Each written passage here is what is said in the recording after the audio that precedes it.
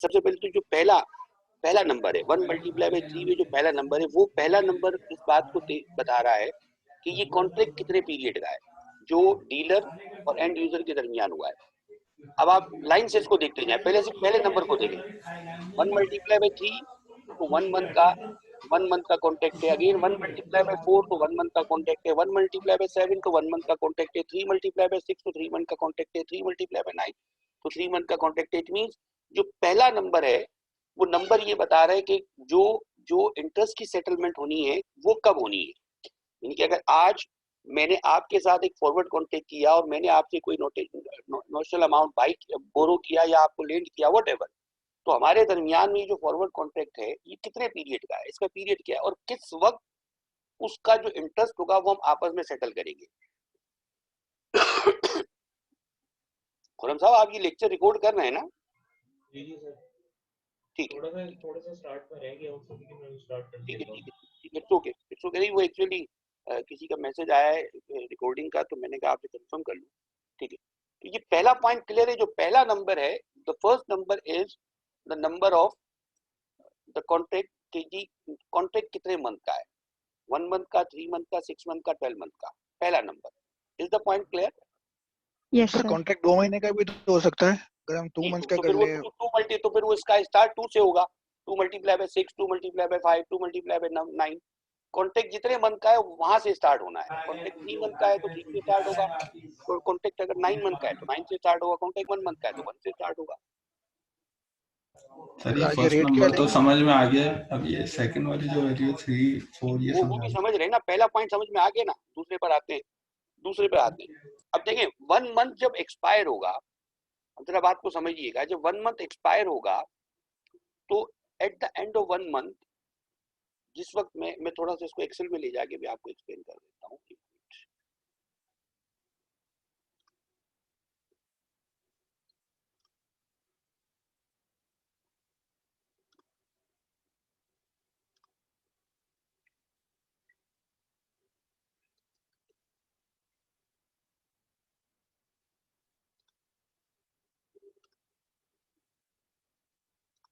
आइएगा, क्या एक्सेल की शीट आप लोग देख पा रहे हैं? जी सर। यस ठीक है, सर। अब देखें 1 मल्टीप्लाई बाय 3। पहले तो ये तय हो गया ना, अगर 1 मल्टीप्लाई बाय 3 है तो इसका मतलब 1 से क्या क्या पता चला कि जी कॉन्ट्रैक्ट 1 मंथ का है। व्हाट डज इट मीन के जो जो हमने कॉन्ट्रैक्ट किया है, हम उस कॉन्ट्रैक्ट की जो सेटलमेंट करेंगे या जो हमारा कॉन्ट्रैक्ट एक्सपायर होगा वो at the end of 1 month होगा, 30 डेज के एंड पर होगा। आज सपोज आपने मुझे एक नॉशनल अमाउंट लेंड कर दिया, मैंने आपसे एक नॉशनल अमाउंट बोरो कर दिया, ठीक है। अच्छा, अब जब 1 महीना पूरा होगा, सपोज आज अगर 13 दिसंबर है और हमारा 1 मंथ से 12 जनवरी को खत्म होता है, तो जब 1 मंथ कंप्लीट होगा उस वक्त मार्केट में बहुत सारे रेट अवेलेबल होंगे। बिकॉज लाइबोर जो है वो किसी एक टर्म का लोन नहीं है ना, लाइबोर जो है वो मुख्तलिफ टर्म्स के लोन होंगे। तो उस वक्त मार्केट में 30 डे लाइबोर भी होगा, उस वक्त मार्केट में 60 डे लाइबोर भी होगा, उस वक्त मार्केट में 90 डे लाइबोर भी होगा। हम इसको थोड़ा और सिंपल करने ज्यादा नहीं जा रहा, मैं 180 पर आ जाता हूँ सीधा, ठीक है। इस तरह मुख्तलिफ लाइबोर अवेलेबल होंगे। सवाल ये पैदा होता है कि हमारी सेटलमेंट किस लाइबोर पर होगी? 30 डे वाले लाइबोर पर होगी, हमारी सेटलमेंट 60 डे वाले लाइबोर पर होगी, हमारी सेटलमेंट 90 डे। मुख्तलिफ रेट होंगे। सपोज 30 डे लाइबोर का रेट हम अभी एज्यूम कर रहे हैं, सपोज इसका रेट 5% हो सकता है, इसका हो सकता है 5.1 हो, इसका हो सकता है 5.3 हो या 5.2 हो, सपोज इसका 5.3 हो। तो अब अगर मुख्तलिफ ड्यूरेशन के लाइबोर रेट अवेलेबल है मार्केट में और उनके रेट मुख्तलिफ है, तो हमें आज ये तय कर लेना है ना कि हम उस वक्त कौन से इंस्ट्रूमेंट पर बात करेंगे, कौन से इंस्ट्रूमेंट के रेट की बुनियाद पर हमारी सेटलमेंट होगी। 30 डेज वाले रेट पर होगी, 60 डेज वाले रेट पर होगी, 90 डेज वाले रेट पर होगी या 180 डेज वाले रेट पर होगी? दिस इज द क्वेश्चन ना। सपोज हमने ये तय किया है कि हमारा जो अंडरलाइंग है वो ये 60 डेज वाला है, 60 डेज लाइबोर हमारा अंडरलाइंग नंबर है, ठीक है। इसका मतलब ये हुआ कि आज हम कॉन्ट्रैक्ट ये कर रहे हैं कि मैंने आपको लोन दिया या मैंने आपसे लोन लिया एक रेट पर which is equal to 60 day LIBOR after 1 month. Rate हमने जो भी डिसाइड किया हुआ आज उसको कंपेयर करेंगे हम 1 महीने के बाद 12 जनवरी को उस वक्त के 60 डे लाइबोर से। तो टोटल पीरियड कितना बन गया, 1 महीना तो निकलेगा और उसके बाद हम कितने महीने बाद का रेट देख रहे होंगे बेटा, जरा कंफर्म कीजिएगा। 2 महीने, 3 महीने मतलब तो 6 1 महीना और गुजरेगा 1 महीने के उसके बाद 2 महीने का रेट देख रहे 1 होंगे। महीने के बाद 2 महीने, तो टोटल जो जो जो ड्यूरेशन हुआ कॉन्ट्रैक्ट से लेकर जिस तो 3 जिस मंथ्स का हो गया। वो 3 मंथ्स का हो गया, वो 90 डेज का हो टोटल गया। 3 मंथ्स का कॉन्ट्रैक्ट हो गया। 1 मल्टीप्लाई बाय 3 का मतलब क्या हुआ, 1 मल्टीप्लाई बाय 3 मींस कि हमारा जो कॉन्ट्रैक्ट है वो 1 मंथ का है। आफ्टर दैट एडिशनल 2 मंथ का जो रेट होगा या 60 डेज का जो रेट होगा, हम उस रेट की बेसिस पर अपनी सेटलमेंट करेंगे। Is the point clear now? अगर इसी को मैं कर दूं 1 multiply bye suppose 4, what does it mean?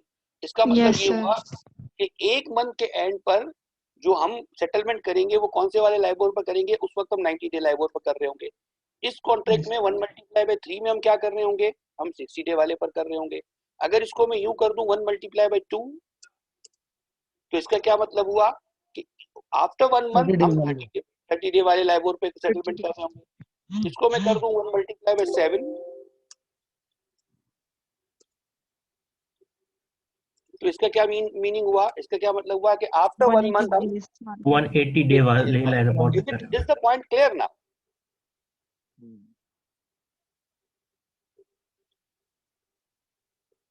Sir ये कॉन्ट्रैक्ट तो जरूरी थोड़ी है 1 मंथ का हो, ये तो नहीं, किसी डेज का भी हो सकता है, 40 डे का भी हो सकता है, मतलब मैच्योरिटी उसकी 40 डेज में भी आ सकती है, 45 डेज में भी आ सकती है। देखिए यहाँ लिखा हुआ, बड़ा वाज़ेह लिखा हुआ है, जरा इसको पढ़िएगा। FRAs are available in the market for a variety of maturity. जरा पढ़िएगा इसको, जो लिखा हुआ है स्लाइड में लिखा हुआ है, FRAs are available in the market for a variety of maturity. मुख्तलिफ मैच्योरिटीज के एफआरएज अवेलेबल है। Forward contract totally purely 2 parties के दरमियान में बात होगी। That are considered somewhat standard, ये जो दिए हुए हैं वो स्टैंडर्ड है कि जी ये स्टैंडर्ड है कि ये मार्केट में अमूमन ज्यादातर ये कॉन्ट्रैक्ट्स होते हैं। लेकिन अगर कोई पर्टिकुलर कॉन्ट्रैक्ट आप लेकर जाना चाहो किसी डीलर के पास, वो डीलर उस कॉन्ट्रैक्ट पर एग्री कर जाता है आपके साथ, तो उस पर किसी को कोई एतराज नहीं है, उसका कोई हार्ड एंड फास्ट रूल नहीं है। लेकिन जो स्टैंडर्ड मार्केट में यूजुअली कॉन्ट्रैक्ट्स होते हैं वो उनके उनके नोटेशन यहाँ पर हैं। यहीं पर अगर हम आखिरी में देखें तो एक नोटेशन है 12 मल्टीप्लाई बाय 18। इसका क्या मतलब है कि 12 मंथ के बाद हम 6 मंथ बाद का वो देख रहे होंगे, यानी कि 12 मंथ पर वो एक्सपायर हो रहा होगा और वहां पर हम देख रहे होंगे 180 days LIBOR. Is the point totally clear now? And yes, आपका पॉइंट बिल्कुल बिल्कुल बिल्कुल वैलिड है कि मुख्तलिफ मैच्योरिटीज हो सकती हैं, मुख्तलिफ नीड्स हो सकती हैं मुख्तलिफ एंड यूजर्स की, और आप अपनी नीड के हिसाब से जाएंगे डीलर के पास। डिपेंड करता है कि अगर आपकी कोई कॉम्प्लेक्स टाइप की नीड होगी तो उसके लिए आपको डीलर मुश्किल से मिलेगा, लेकिन मिल जाएगा क्योंकि मार्केट बहुत ज्यादा लिक्विड है और बहुत ज्यादा फॉरवर्ड है ना, तो फॉरवर्ड में तो मिल सकता है। जी बिल्कुल। फ्यूचर में होता तो चने पे हम सोचते हैं, फ्यूचर में तो वो तो एक्सचेंज ट्रेडेड होता है ना, वो तो एक्सचेंज तो हो रहा है। बिल्कुल बिल्कुल आपकी बात ठीक है सर, दुरुस्त है। Point is clear. It is clear ना? आइएगा नेक्स्ट पर आते हैं। आइएगा हम कुछ क्वेश्चंस इसके देखते हैं। Consider a corporation has entered in an FRA of 1 multiply bye 3। एक कॉर्पोरेशन 1 मल्टीप्लाई बाय 3 के एफआरए में एंटर हो गई है and borrowed a notional principle of 5 million. Corporation ने 5 मिलियन का एक नोशनल प्रिंसिपल बाय कर लिया है। 5 मिलियन ना किसी ने किसी को देने हैं, ना किसी से लेने हैं। 5 मिलियन रुपीस के लोन के अगेंस्ट में कॉर्पोरेशन अपने इंटरेस्ट रेट के रिस्क को मैनेज कर रही है कि जी यहाँ इस फॉरवर्ड कॉन्ट्रैक्ट से मेरा इंटरेस्ट रेट का रिस्क जो है वो मिनिमाइज हो जाए, और वो जो रेट इनका डिसाइड हुआ है the forward contract rate is 5%। After 1 month, because contract 1 month का है। अब देखिएगा यहाँ कंफ्यूजन डालने के लिए जानबूझ के क्वेश्चन में 2 रेट दिए हुए हैं। After 1 month 60 days LIBOR is 5.25% and 90 days LIBOR is 5.35%। Now आप कौन सा वाला रेट यूज करेंगे अपनी कैलकुलेशन में, 60 डे वाला 90 डेज वाला? 60 डे वाला सर। 60 डेज वाला सर, 60 डेज वाला। स्टूडेंट इसमें जरूर एग्जाम में मिस्टेक करते हैं, ख्याल रखिएगा। हम 60 डेज वाला कॉन्ट्रैक्ट यूज करेंगे, हम 90 डेज वाला। 3 मंथ्स डज नॉट मीन कि हमने 3 मंथ्स के हिसाब से रेट लेना है। 3 मंथ्स मीन्स के 1 मंथ के एंड पर फर्दर 2 मंथ्स का रेट लेना है, and that is 60 days LIBOR which is 5.25। और required of the question is compute the amount that the corporation will receive from or pay to the dealer at the expiration of the contract. आइएगा, इसका solution मौजूद है, वही formula, amount received या paid is equal to notional principal multiply by underlying rate at expiration which is 5.25%. in our example, in our question, forward contract rate is 5%.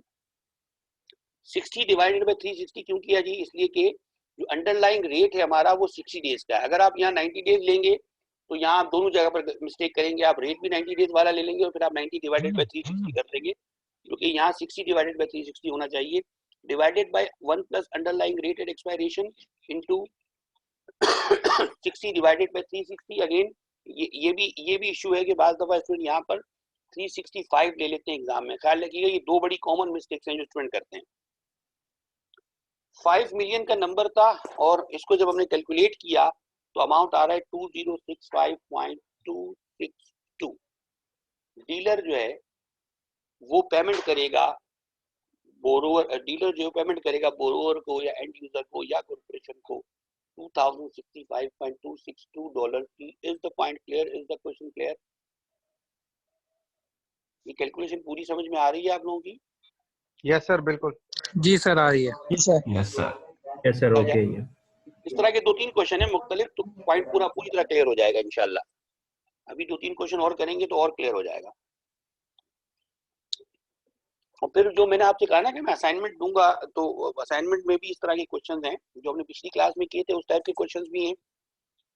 जो हमने chapter 1 पढ़ा था उससे रिलेटेड भी कुछ क्वेश्चंस हैं। तो असाइनमेंट आप लोग जरूर कीजिएगा और कोशिश कीजिएगा यहाँ वहाँ से कॉपी मत कीजिएगा असाइनमेंट को, बिकॉज अगर आप असाइनमेंट को कॉपी करेंगे तो वो आपको जो है प्रॉब्लम कर जाएगा, क्योंकि असाइनमेंट अगर आपने ठीक किया होगा तो आप समझ लें आप पेपर बहुत अच्छा करके जाएंगे, और अगर असाइनमेंट आपने खुद नहीं किया होगा तो फिर पेपर अच्छा नहीं होगा। Next is take the same information from question number 1 and assume that the FRA is 1 multiply by 4। अब क्या फर्क पड़ेगा? पहली इंफॉर्मेशन में FRA हो गया 1 मल्टीप्लाई बाय 4, क्या कितना डिफरेंस आएगा? सर 90 डेज हो जाएगा। सर हम 90 डेज वाला उठाएंगे ना? बिल्कुल सिंपल, सिर्फ 90 डेज वाला ले लेंगे। बिल्कुल, वेरी गुड। 30 क्या आ गया जी? 30 मोहम्मद हैदर साहब, 30 का क्या मतलब है? 30 नहीं लेना है, 90 डेज वाला लेना है रेट। तो सिंपल हमने कुछ भी नहीं किया इसमें हमने 90 डेज वाला रेट लिया है और 90 डेज वाला रेट लेकर हम 90 डेज वाला रेट है 0.053 एंड यहाँ डेज देखिएगा 60 डिवाइडेड बाय 160 की जगह 90 डिवाइडेड बाय 360 हो गया एंड द नंबर इज 4317.257। आगे बढ़ा जाए बेटा, ये तेजी से हो जाएगा, कुछ भी नहीं है इसके अंदर। Yes sir. ठीक है। Yes sir. Question number 3 is consider a corporation has entered in an FRA of 3 multiplied by 6. अब क्या हुआ जी? 3 multiplied by 6 means 270 हुआ। 3 multiplied by 6 क्या करोगे आप? At the end of third month आप 90 डे लाइव होल्ड लोगे? 90 डेज का सर, 90 डेज का लाइव होल्ड नहीं लेंगे, 90 डेज लाइव होल्ड लेंगे। ठीक है जी। Consider the corporation has entered in an FRA of 3 multiplied by 6 and borrowed a notional principal of 5 million at a rate of 6%. After 3 months, 90 days LIBOR is 5.50 and 180 days LIBOR is 5.75. We have decided कि हम 90 days लेंगे। तो देखिएगा जी 90 days का LIBOR ले लिया गया, number आ रहा है -6165.23। माइनस क्या शो कर रहा है? Amount paid. नाउ अब जो एंड यूजर है, एंड यूजर हैज टू पे द डीलर, बिकॉज क्या हुआ, इंटरेस्ट रेट जो फॉरवर्ड इंटरेस्ट रेट था वो 6% था और मार्केट में इंटरेस्ट रेट कम हो गया है। लॉस हो गया जी, तो लॉस हो गया, जो एंड यूजर है उसको लॉस हो गया। पहले दोनों क्वेश्चन में एंड यूजर को गेन हो रहा था या प्रॉफिट हो रहा था, और तीसरे क्वेश्चन में एंड यूजर को गेन हो गया। Question number 4 is similar, take the same information from question number 3, assume that the FRA is 3 multiplied by 9। अब आप जो लोगे वो 180 डेज का रेट लोगे, और ये 180 डेज का रेट लिया गया तो आंसर आ रहा है -6075.33। Is it okay?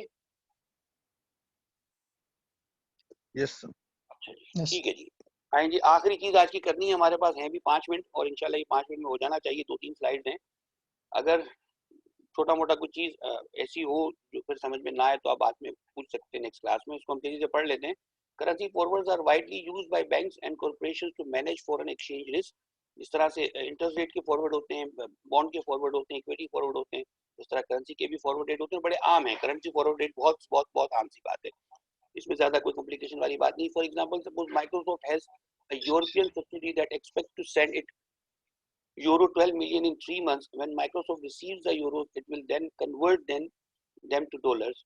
For example, say Microsoft goes to JP Morgan Chase and asks for a quote on a currency forward for euro 12 million in 3 months. JP Morgan Chase quotes a rate of 0.925, which would enable Microsoft to sell euros and buy dollars at a rate of 0.925 in 3 months.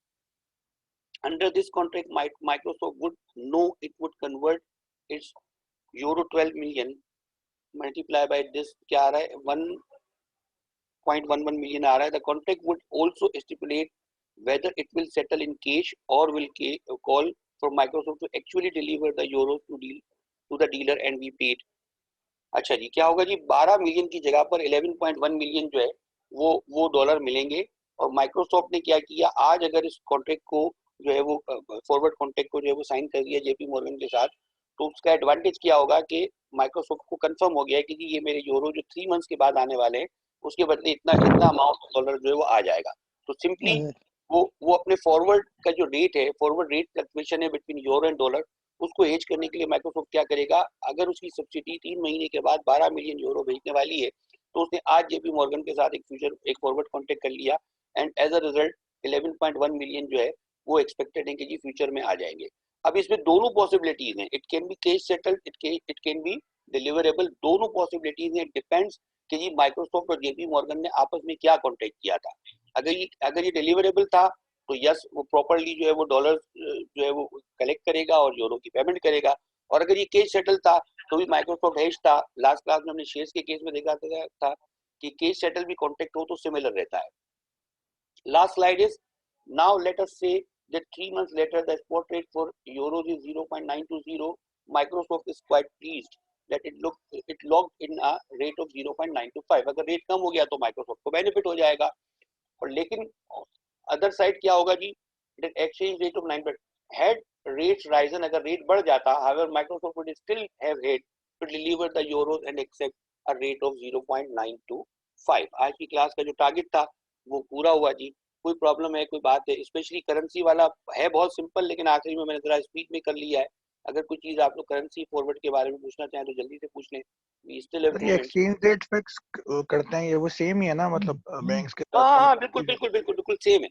मतलब आज आपका जो है वो dollar का rate up and down हो रहा है और आप जो है वो आज जाके डॉलर जो है वो 2 महीने बाद 3 महीने बाद के रेट पर परचेज कर लें, किसी बैंक से परचेज कर लें या किसी मनी चेंजर से जो एक्सचेंज कंपनी से वहां परचेज कर ले या सेल कर ले, डिपेंड करता है.